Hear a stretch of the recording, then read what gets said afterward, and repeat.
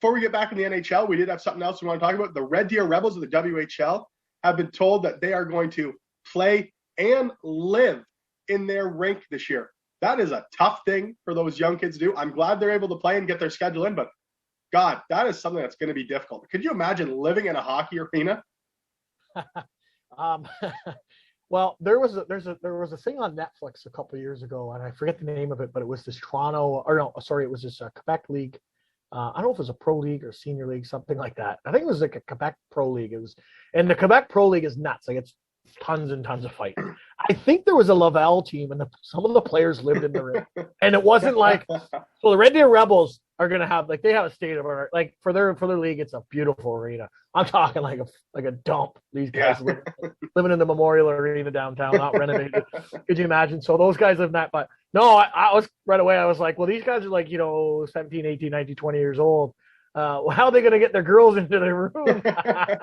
Hey, babe, just stay in the rink after the game. I guess they can't go to the game anyways. But I mean, I'm joking, but I'm not. I mean, if you're that age, you know what you're doing after the game. You're probably swiping left to right, one way or the others.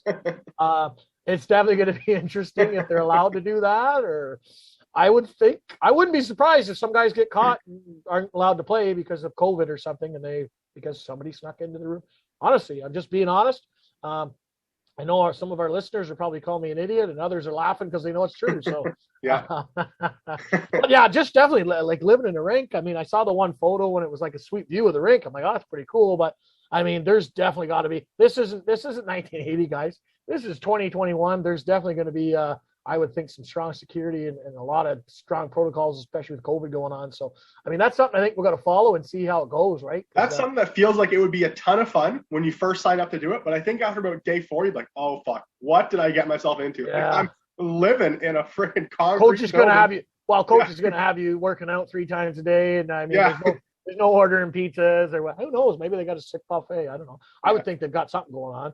Oh, I'm sure they have a cook. WHL. So, but no, definitely interesting. We thought we would just mention it if anybody hasn't heard. We'll follow it more. But it's living in the rink. I mean, there's not much more of hockey than that. Just staying and playing hockey. So, all right, let's get back to the NHL here. So there